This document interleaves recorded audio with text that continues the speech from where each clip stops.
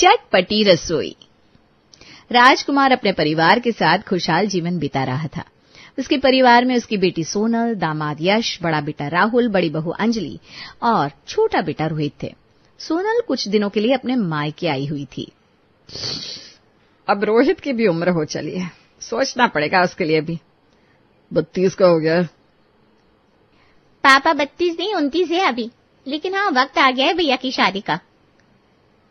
पहले उसे कहो घर पर टिके, हर वीकेंड घूमने निकल जाता है। और टिक भी गया तो दिन भर फोन पर लगा रहता है। लड़का अच्छा है, नौकरी भी ठीक है, अब बहू चाहिए जो घर को संभाले। मम्मी आपको कैसी लड़की चाहिए भैया के लिए?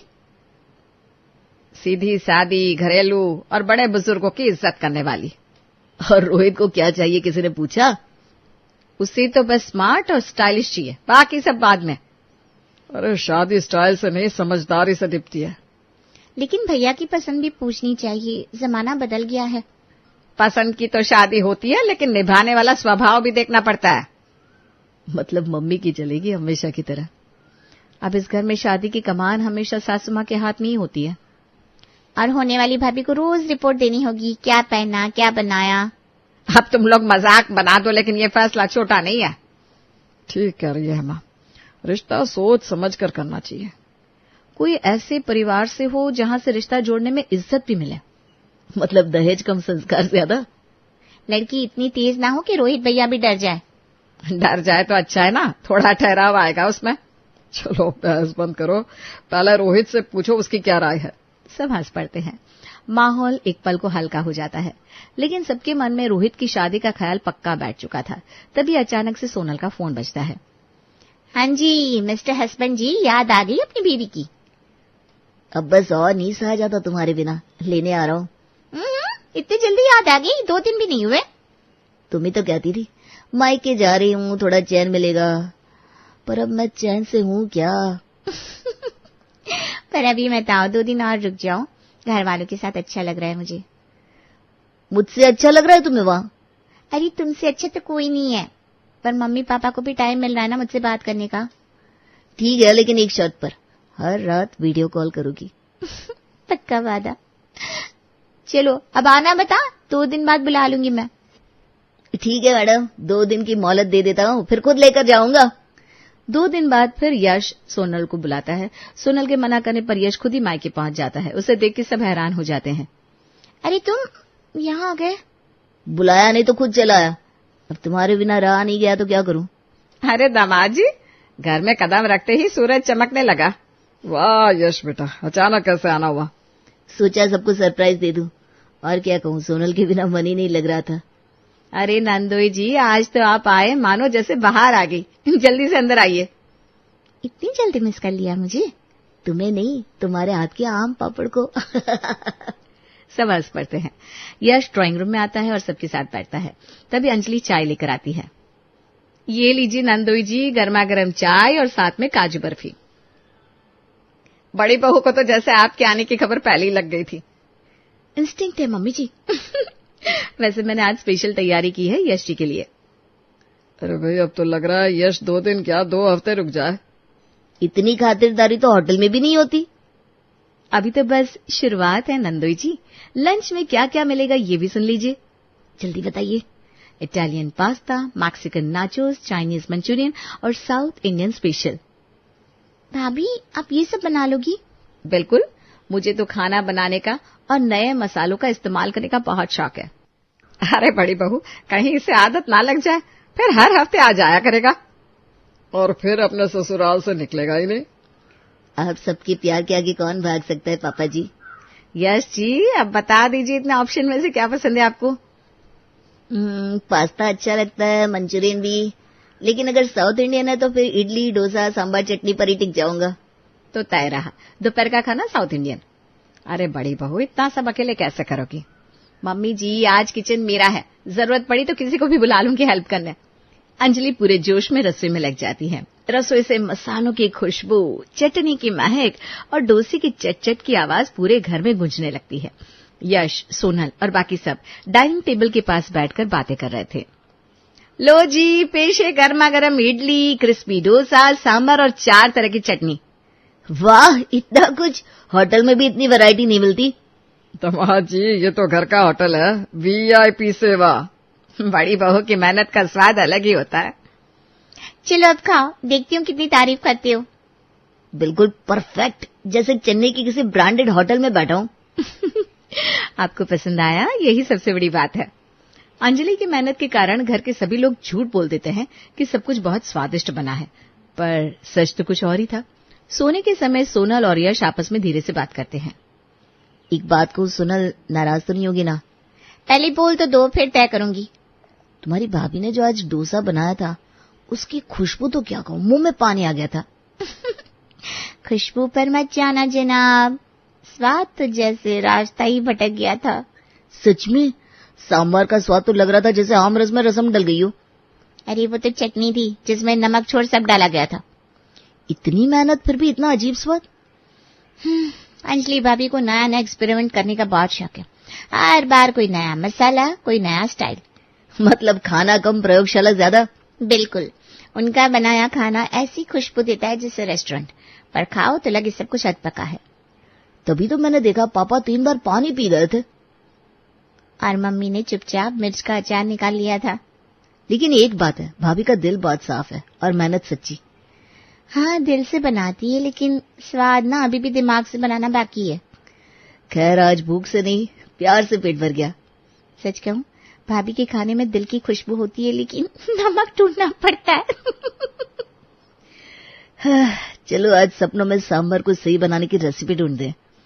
और मैं डोसे को कुरकुरा करने का तरीका सोचूंगी। धीरे धीरे दोनों की बातों की हंसी थमती है। अगली सुबह यश और सोनल विदा होकर चले जाते हैं। 2 दिन बाद दरवाजे पर आहट होती है। हेमा दरवाजा खोलती है, सामने सरोज और दिनेश खड़े होते हैं। तभी अंजलि दौड़ कर आती है। अरे बुआ जी, फूफा जी, आप लोग, कितना अच्छा लगा आपको देखकर। अरे तू तो पहले से भी और सयानी हो गई लगती है। और अब की बार बिना बताया आया है ताकि असली स्वागत हो। तो फिर रसोई का रुख करना पड़ेगा। आपके लिए स्पेशल नाश्ता तैयार है। वाह, ये तो बहुत अच्छी बात है। ये लीजिए, गर्मा गर्म मटर कचौड़ी, आलू टमाटर की सब्जी और घर की बनी इमली की चटनी। स्वाद तो एकदम लाजवाब है। अब डिनर का इंतजार रहेगा। डिनर में आप बताइए बुआ जी, कौन कौन सी पनीर की सब्जी खाएंगी? शाही पनीर, पनीर टकाटक, पनीर भुर्जी, पालक पनीर या कढ़ाई पनीर?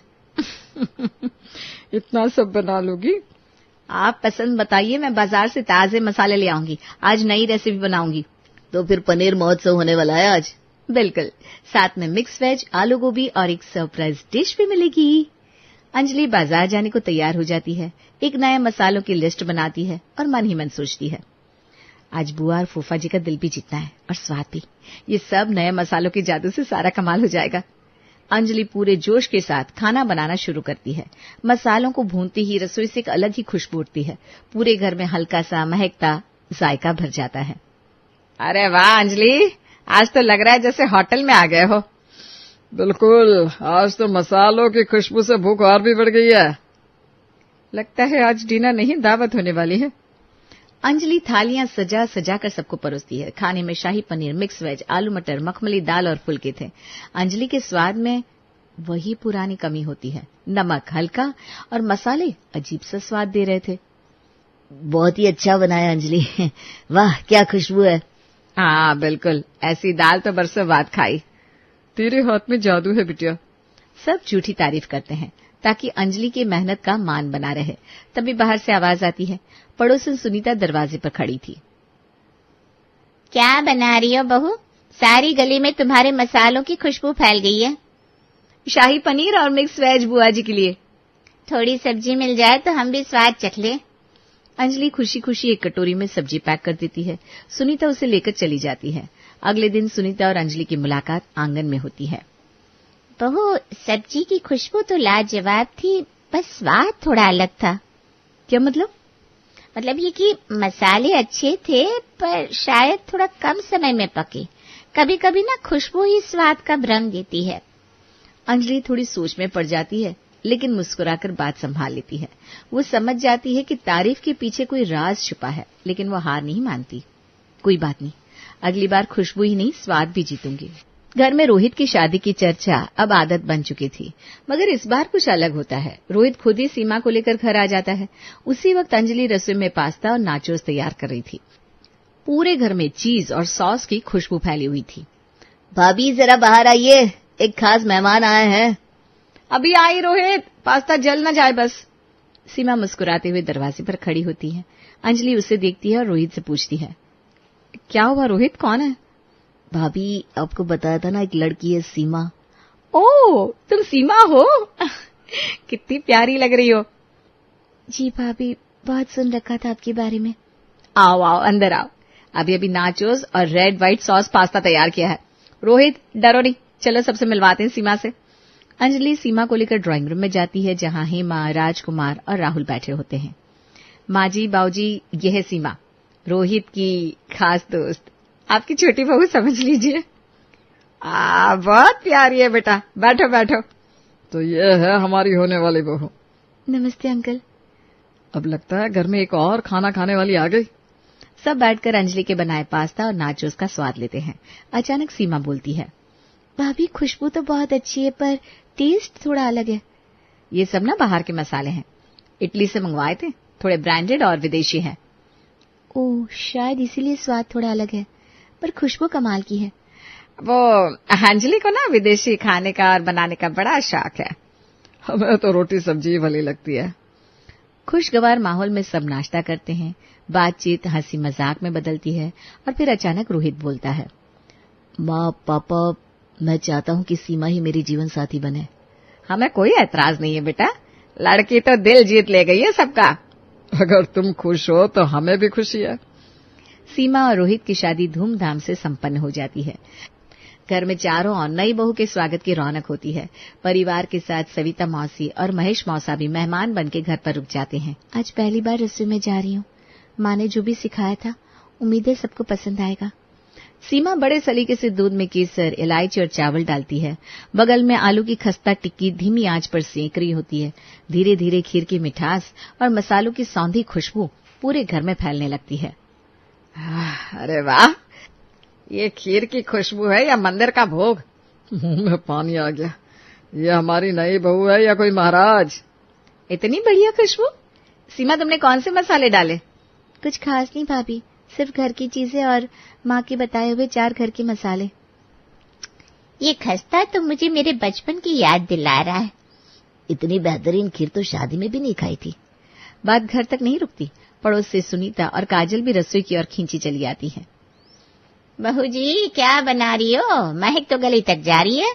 थोड़ी खीर हमें भी दे दो, बच्चे भी बार बार पूछ रहे हैं। जरूर जरूर, आप लोग आए ही हो तो कुछ मीठा तो बनता ही है। सुनीता और काजल खीर लेकर चली जाती हैं। अंजलि एक कोने में खड़ी सोच में पड़ जाती है। ना कोई विदेशी मसाला, ना कोई ब्रांडेड चीज, फिर भी ये स्वाद इतना लाजवाब कैसे? देखा बहू, स्वाद दिल से बनता है, बोतल से नहीं। सीमा की पहली रसोई सबके दिलों में बस जाती है।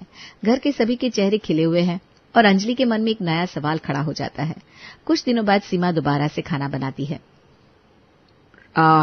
सीमा बेटा, ये पनीर तो जैसे दिल को छू गया। छोले में मसाला नहीं, फिर भी स्वाद ऐसा कि इंगलियां चढ़ जाओ। देवरानी जी, रोज ऐसा खाना मिलेगा तो ऑफिस से छुट्टी ले लूंगा। मैं तो पहले ही कह चुका था, मेरी सीमा स्पेशल है। सब अपने अपने ढंग से तारीफ करते हैं, लेकिन एक कोने में अंजलि चुपचाप बैठी होती है। ना विदेशी चीजें, ना कोई रंग के मसाले, फिर भी ऐसा स्वाद, ये आखिर कर क्या रही है? अंजलि की हैरानी अब बेचैनी में बदलने लगी थी। रोज रोज सीमा के हाथ के खाना सबकी जुबान पर तारीफें बटोर रहा था।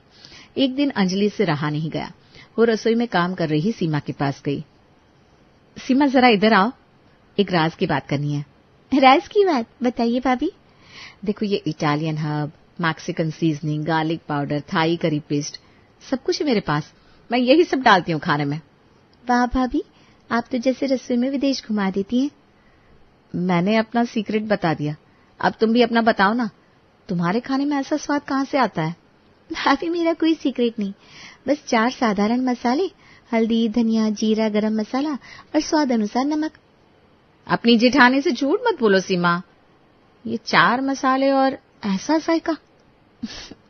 आप चाहे तो मेरे साथ खड़े होकर देख सकती हैं, कुछ भी छुपा नहीं है। पर ना कसूरी मेथी, ना सब्जी मसाला, ना कोई एक्स्ट्रा टच। भाभी, मेरी माँ ने मुझे यही सिखाया था, और रसोई में दिल से बनाओ तो स्वाद खुद ब खुद आ जाएगा। मतलब तुम कोई नुस्खा नहीं अपनाती? नहीं तो भाभी, यहाँ तक मुझे तो ज्यादा खाना बनाना भी नहीं आता। तो भी सब कुछ इतना परफेक्ट? मैंने ना माँ को हमेशा यही 4 मसाले डालते देखा और उसी तरह बनाना शुरू किया। जो देखा वही सीखा। शायद यही फर्क है, मैंने दुनिया से सीखा और तुमने घर से। सीमा की सादगी ने अंजलि को सोच में डाल दिया था। पहली बार उसने माना कि स्वाद सिर्फ सीमा के खाने में है। सीमा, एक बात कहनी थी, असल में एक वादा करवाना था तुमसे। वादा? मुझसे? कैसा वादा? सीमा, तुम मुझे खाना बनाना सिखाओगी ना?